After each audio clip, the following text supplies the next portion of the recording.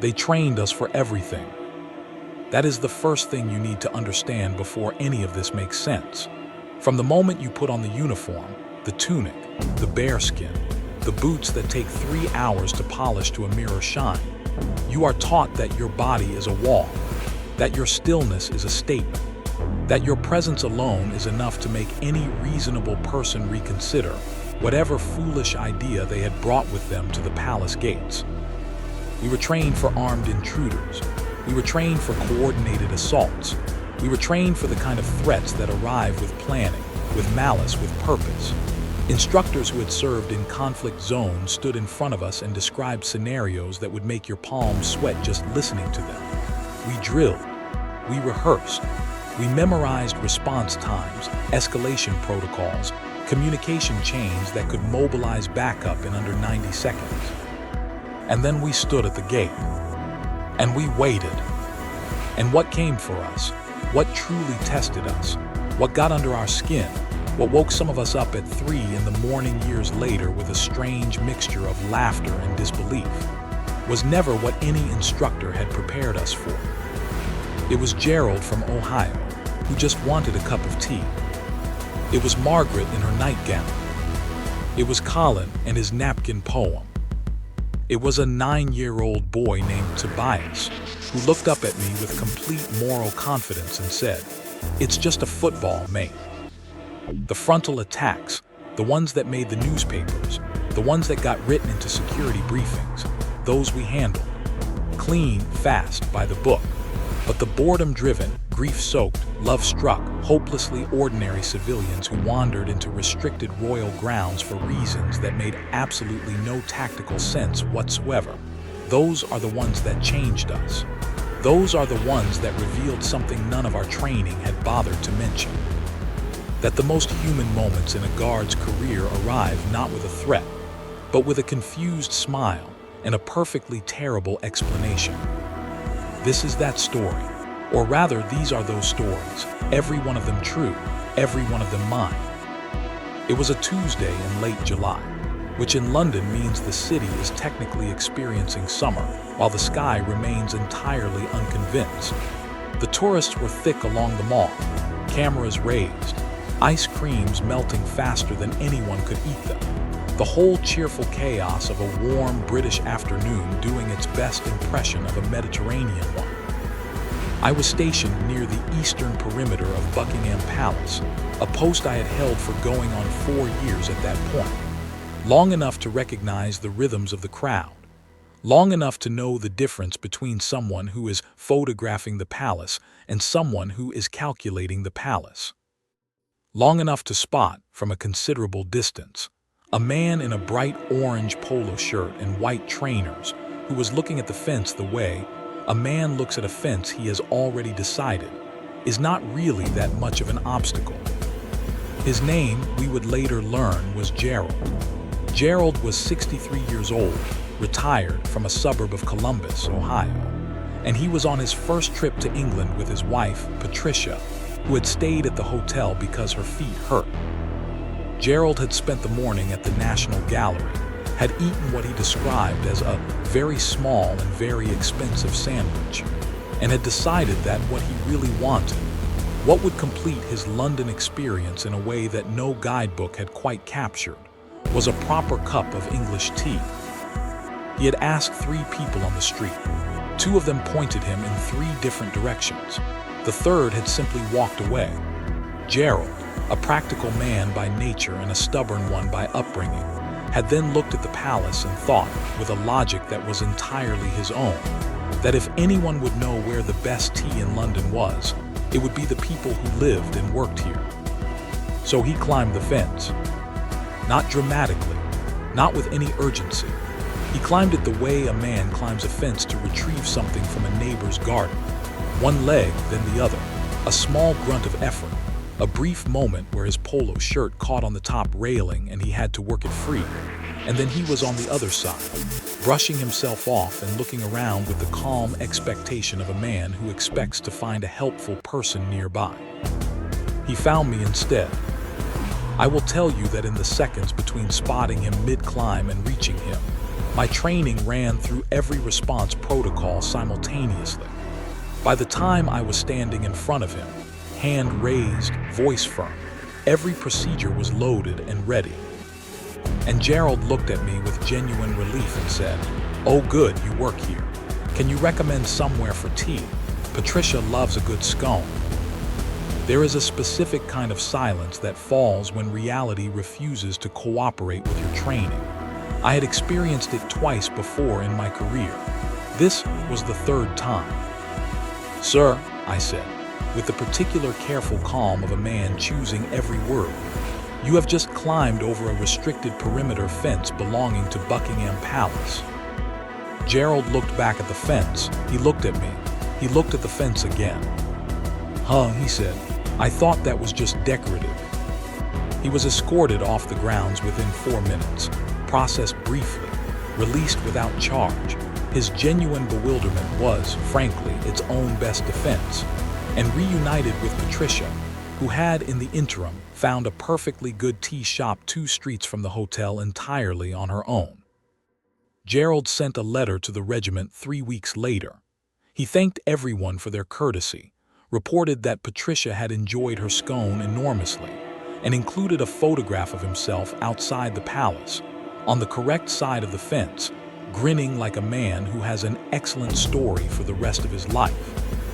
He was not wrong. Inside the guardroom that evening, the letter was read aloud twice. The second reading required a pause halfway through because Sergeant Davies had to compose himself. "Some breaches are hostile, some are just Gerald. Windsor is different from London.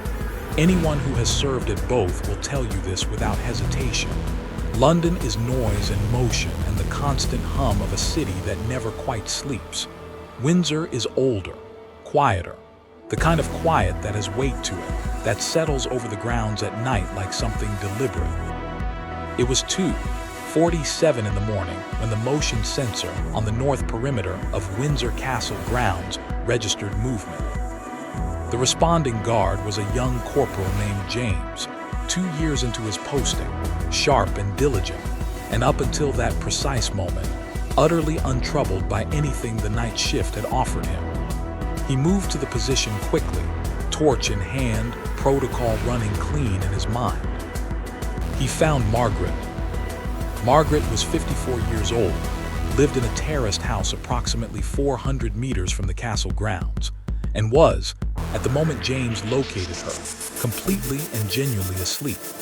She was walking in a slow, unhurried arc across the grass, wearing a pale blue nightgown, sensible slippers, and carrying a brown leather handbag over one arm with the relaxed confidence of a woman who has simply popped out to do some shopping. Her eyes were open. This, James would later report, was the most unsettling part. Not the nightgown, not the hour, not even the handbag, though that was difficult to explain. It was the eyes open, forward, completely unseeing, that made him stop for a full 3 seconds before his training reasserted itself. He did not startle her.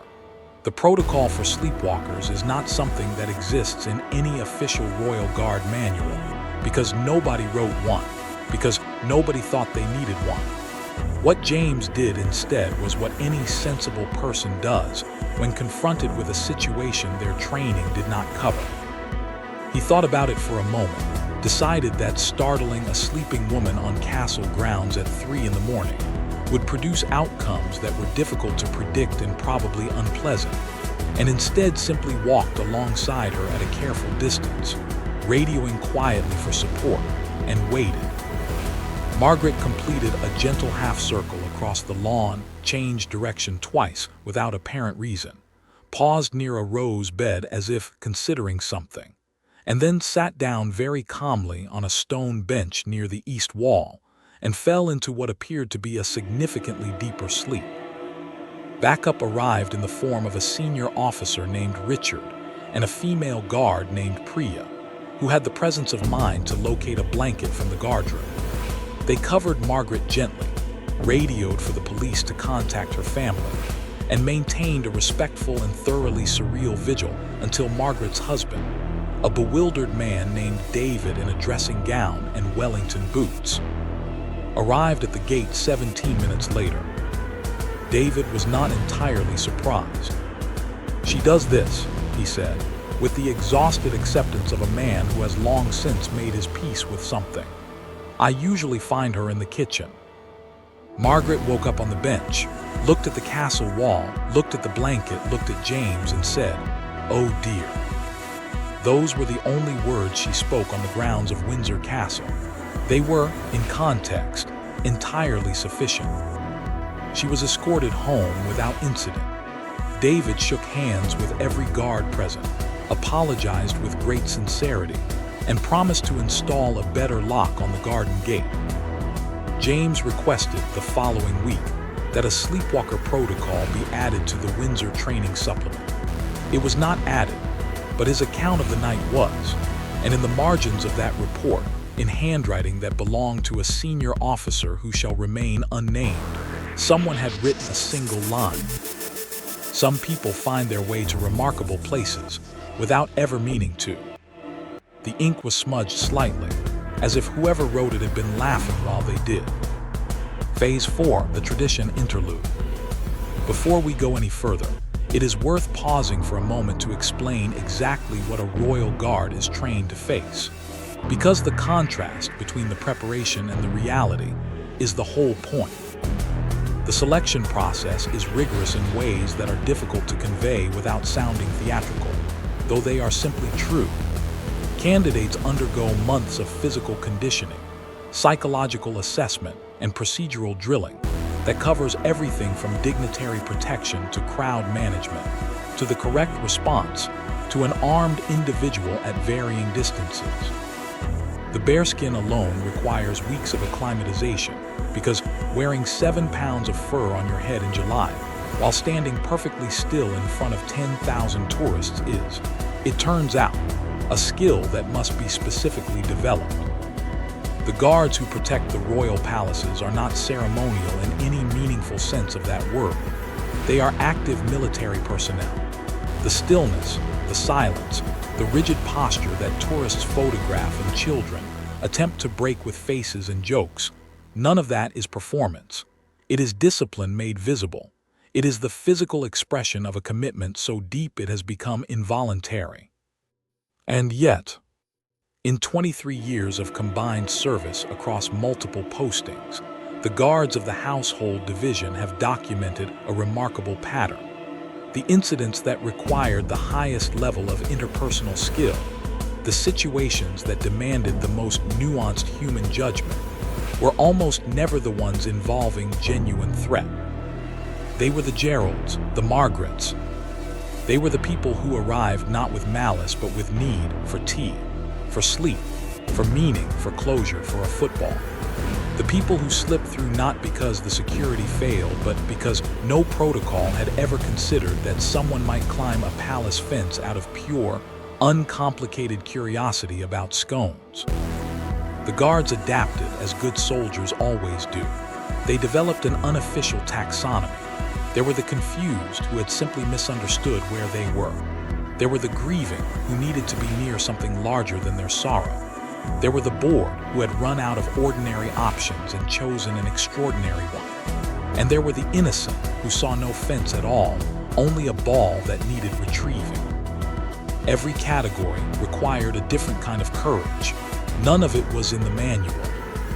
Colin was 31 years old, a secondary school English teacher from Islington, and he had, by his own subsequent account, consumed approximately 4 pints of bitter and 1 glass of red wine that had been described to him as a Merlot, but which he remained suspicious of. He had spent the evening with friends who had, with the particular cruelty of close friends, spent most of it pointing out that his former girlfriend, a woman named Sophie, had become engaged to someone else that afternoon.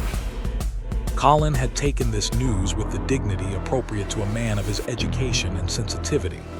He had nodded, said good for her, finished his drink, ordered another one, and then, sometime around 11:30, excused himself to use the bathroom and instead walked directly out of the pub, down the street, and with a clarity of purpose that only grief and alcohol can produce in combination, toward St. James's Palace. He had at some point during the evening written a poem. It was on a paper napkin. It was, by his own later assessment, not my best work but sincere. It contained 3 stanzas, a refrain and 1 line that rhymed sovereign with covering in a way that he had felt in the moment was quite innovative. His intention was to recite it for the Queen. The guard who encountered Colin at the gate of St. James's Palace at 11:58 that evening was a corporal named Thomas, who was 26 years old, had been on duty for 6 hours, and whose own romantic history was, by coincidence, not entirely uncomplicated. Thomas assessed the situation with the practiced eye of a man who has learned to read the specific energy of someone who has recently had their heart broken in a public setting. Colin was not aggressive. Colin was not threatening.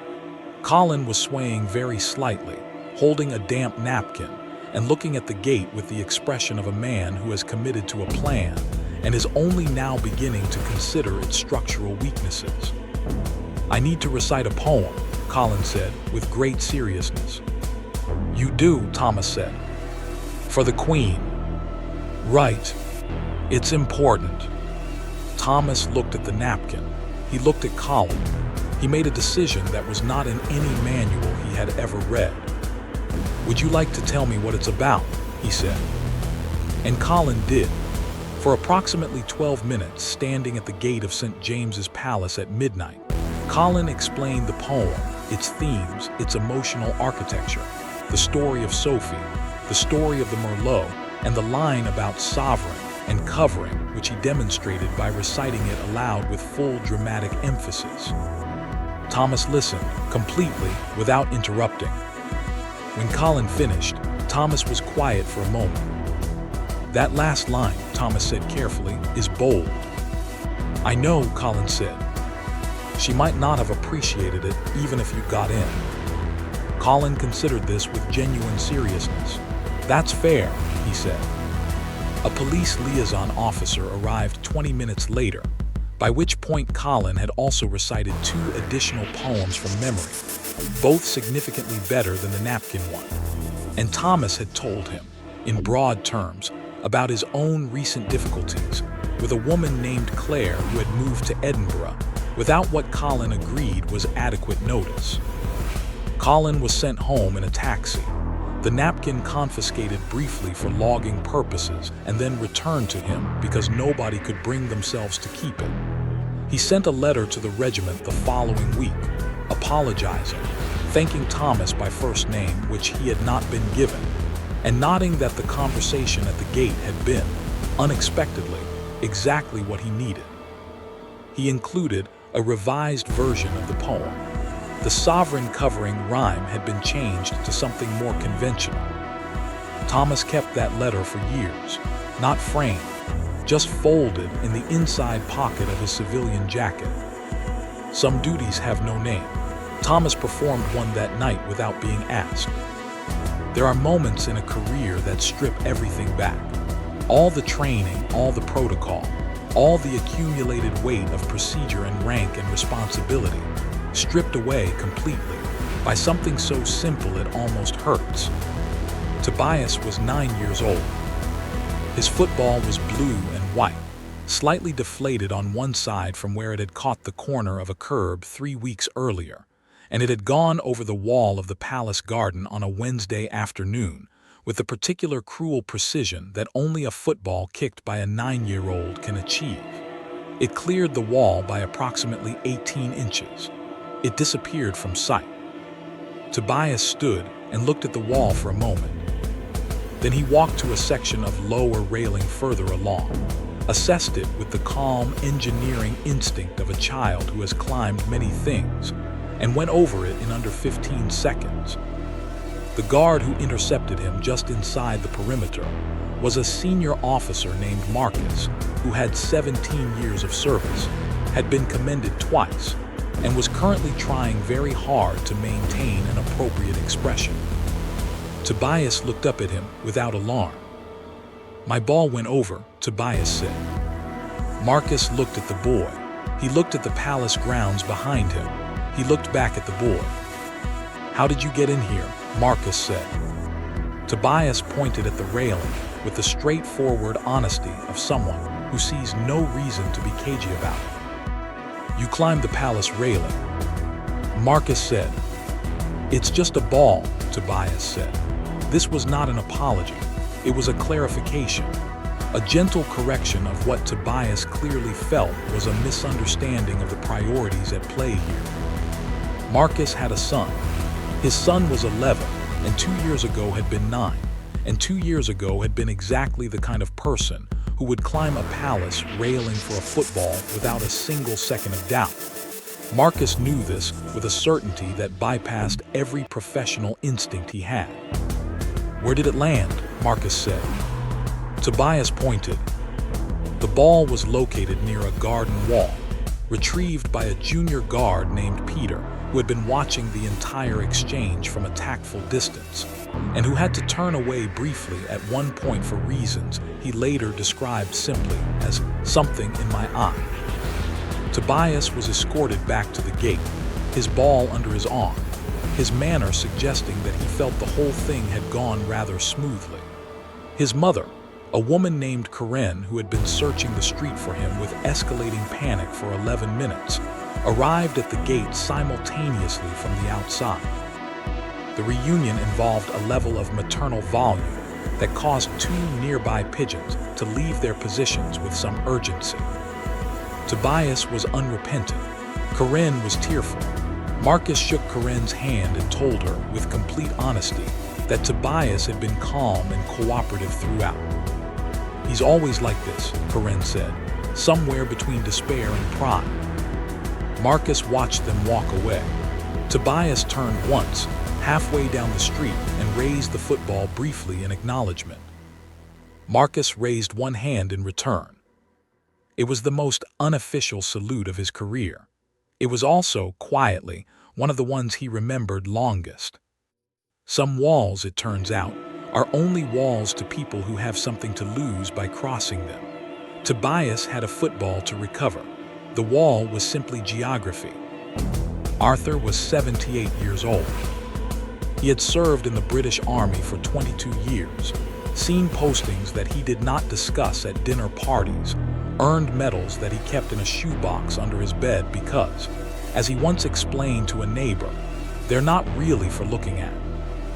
He walked with a slight lean to the left, the legacy of something that had happened in a place he referred to only as the bad year, and he wore, every single day without exception, a regimental tie that was faded to the point where the colors were more suggestion than fact. For 11 months and 3 weeks, Arthur walked past the guards at the palace gate every morning at 8:45. He walked slowly. He always nodded. He never stopped. The guards came to know him the way you come to know the reliable details of a familiar landscape, not consciously cataloged, but noticed and noticed again and eventually trusted.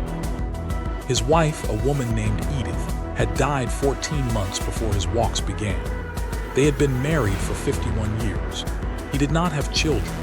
He had a flat, a shoebox of medals, a faded tie, and a morning walk that took him past the palace because Edith had always loved the palace and he had always loved Edith. And that, as far as Arthur was concerned, was reason enough.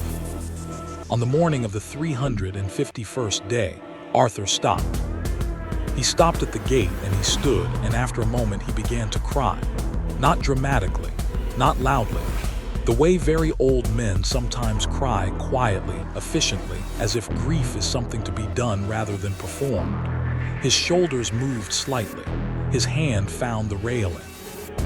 The guard on that morning was a young woman named Sarah, 24 years old, 18 months into her posting, and she was facing forward as protocol required. But she saw him. You see everything at that post without appearing to. It is one of the first things you learn. Sarah did something that was not in any manual ever written. She turned, just slightly, enough for Arthur to see that she had seen him. She did not speak. She did not break position fully. She simply turned and met his eyes for a moment and gave the smallest nod that a human being can give while still having it mean something. Arthur straightened. He wiped his face with the back of his hand. He adjusted his tie. He nodded back. And then he walked on. He came back the next morning, and the morning after that. He came back for another 4 months, every day at 8:45, always nodding, never stopping again. And then one morning he didn't come, and the morning after that, and the morning after that. Sarah asked around, quietly. Through a roundabout chain of inquiry that took 2 weeks, she learned that Arthur had moved to be nearer a nephew in Shropshire. He was well. He was walking every morning along a canal. She went back to her post. Some mornings at 8:45, she noticed the absence of a nod that wasn't there anymore. She noticed it the way you notice any reliable thing that has moved on to somewhere it needed to be. It would be easy, from outside the uniform, to misunderstand what the Royal Guard protects. The obvious answer is the buildings. The obvious answer is the royal family, the institution, the continuity of something that has lasted long enough to accumulate its own gravity. And that is true. All of that is true, and none of it should be minimized. But in 23 years of combined service, across every posting, through every incident logged and unlogged, official and unofficial, the guards themselves will tell you something quieter. They protect the idea that some things endure. In a world that moves with increasing speed, that revises itself constantly, that struggles to hold onto anything for longer than a news cycle, the sight of a guard standing unmoved at a palace gate tells people something they need to hear without knowing they need it. It says, "This is still here. This has been here. This will be here tomorrow." Arthur knew that. He walked past it every morning for nearly a year because he needed to be near something that was not going anywhere. The palace was not what he was visiting. Permanence was what he was visiting. And the guard, without ever being told this, provided it. The yeomen of the guard, the beefeaters, as they are known with a fondness that their dignity officially discourages, have protected the Tower of London since 1485. 540 years of standing between something precious and the rest of the world. The faces change. The uniform does not. The commitment does not. That continuity is not ceremonial. It is load-bearing. It carries the weight of every person who has ever stood outside these walls and felt, for a moment, that something in this world is solid. The guards know this. They know it in the way that you know anything you have given your body to, not as an idea, but as a physical fact. It is in the posture. It is in the stillness. It is in the way Sarah turned, almost imperceptibly, toward an old man's grief, because the thing she was protecting in that moment was not a building. The gate had been left unmanned for 11 minutes. This is not in the normal course of operations, something that happens. Procedures exist precisely to ensure that it does not happen. But on this particular afternoon, 3 days after the announcement that the nation had been processing with the particular stunned grief of something both long anticipated and completely impossible to prepare for, the shift change had coincided with a communication delay. And for 11 minutes, a side gate at the eastern edge of the palace grounds stood without a guard in front of it. Diane was 58 years old, a retired librarian from Guildford, and she was carrying flowers. Specifically, a bunch of white roses and 2 stems of lavender, chosen because she had read somewhere years ago that lavender had been a favorite. She had driven to London that morning because she needed to do something and there was nothing specific to do, which is a feeling that grief produces reliably and which the bereaved will recognize immediately. She had stood at the main gate for 40 minutes. She had looked at the flowers accumulating there, the sea of cellophane and color that had begun almost immediately and would grow in the days following to something staggering. And she had felt, with the quiet certainty of a woman who has spent 30 years organizing other people's knowledge, that her flowers needed to go somewhere more specific, somewhere more private, somewhere that felt less like a display and more like a delivery. She had walked along the perimeter, not with any plan, simply walking, and had found the gate. And the gate had been opened. She walked through it the way you walk through an open door, without drama, without calculation, with the simple logic of someone who has encountered an invitation. She was 20 meters inside the grounds before a guard named Philip found her. She was walking slowly, flowers in both hands, looking at the garden with an expression of careful attention, as if memorizing it. Philip assessed the situation in approximately 4 seconds. He saw a woman in her late 50s, wearing a good coat, carrying flowers, moving with the unhurried purpose of someone who is sad rather than threatening, lost rather than hostile. "Excuse me, ma'am," he said. Diane turned. She looked at him with the clear eyes of someone who has been crying earlier and has finished and is now simply tired. "I wanted to leave them somewhere proper," she said. She held up the roses. "I know it's not the right place, I just didn't know where else." Philip was quiet for a moment. "May I?" he said. She handed him the flowers. He looked at them, then he looked at her. "If you'd like to wait at the gate," he said, "I'll make sure they're placed somewhere considered." Diane nodded. "Thank you," she said. She would have liked the lavender, I think. She walked back to the gate without being escorted. She didn't need to be. Philip stood and watched her go, flowers in hand, and then he did what he had said he would do. He placed them himself, somewhere quiet and considered and real. No protocol covered this. No manual described it. Philip simply understood, in the way that good people understand things that exceed their job description, what the moment required. Some flowers are not decoration, some are correspondence. Philip delivered the letter. There are nights that become legend not because of what went wrong, but because of what went wrong simultaneously, and the particular human quality of the response. The night of the 14th of August, the year shall remain unspecified for reasons that will become obvious, began as an ordinary late summer evening at the palace. Warm by London standards, which is to say not especially warm, but warm enough that people were still on the streets at 11, and the particular combination of a warm evening and the proximity of a bank holiday had produced in the civilian population a mood that could be charitably described as elevated. At 11:17, a man named Derek, 41, an accountant from Surrey, at the palace on a bet that had been made at a work function, in which he had, upon reflection, accepted too readily, attempted to climb the main gate. He did not make it. He got approximately 2/3 of the way up, reconsidered the bet's terms, and climbed back down. He was nonetheless logged as an attempt and processed by a guard named Michael, who was halfway through nodding Derek's details when the radio crackled. At 11:22, a woman named Sandra, 60, a retired teacher, in London for a hen party that had taken a navigational wrong turn, had wandered through an unlocked maintenance entrance on the south side of the grounds and was standing in the service road, looking at her phone map with great concentration, trying to determine whether the palace was a shortcut to a cocktail bar called the Siren on Victoria Street. It was not a shortcut to the Siren on Victoria Street.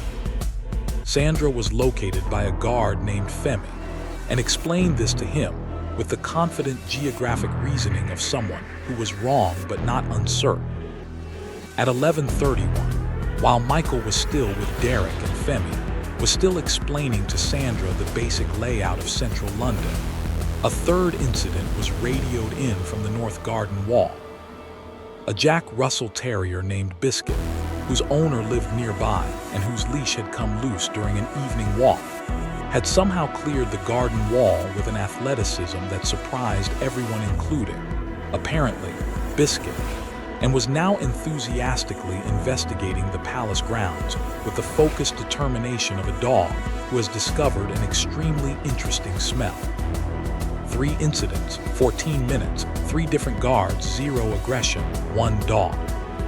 The shift supervisor that night was a veteran officer named George, who had been in post for 21 years and who processed the simultaneous radio reports with the calm of a man who has learned that the correct response to the universe's sense of humor is a brief, dignified pause.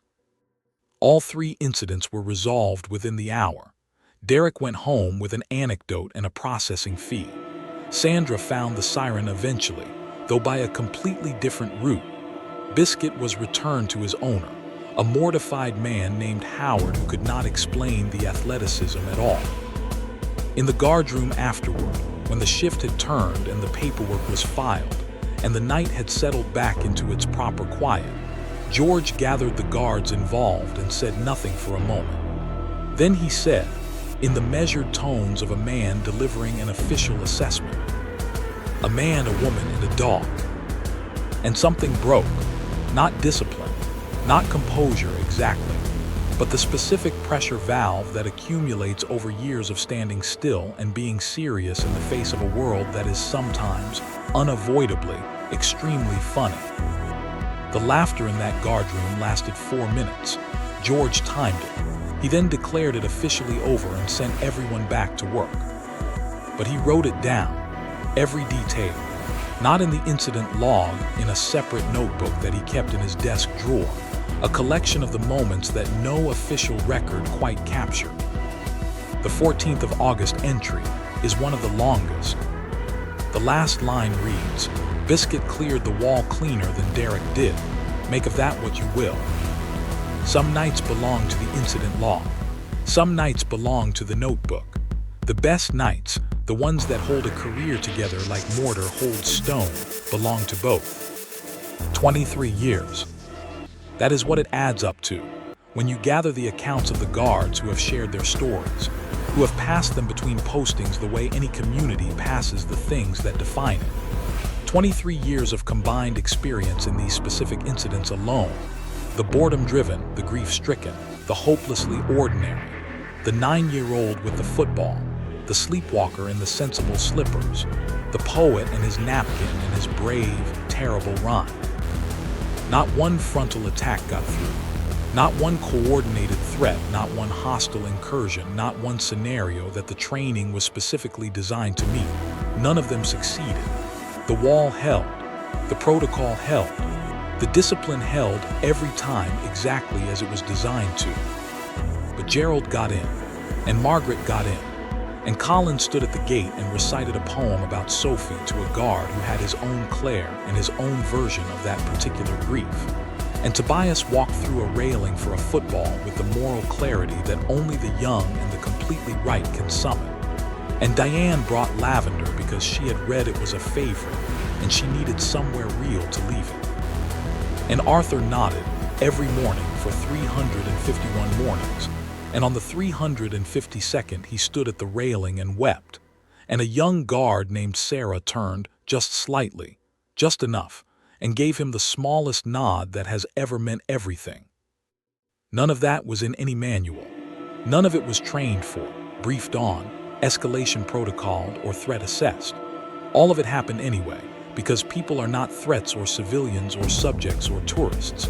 People are Gerald wanting tea, and Margaret following some internal map that her waking mind doesn't have access to, and Colin who loved someone else, and Arthur who needed to walk past something permanent because everything else had moved.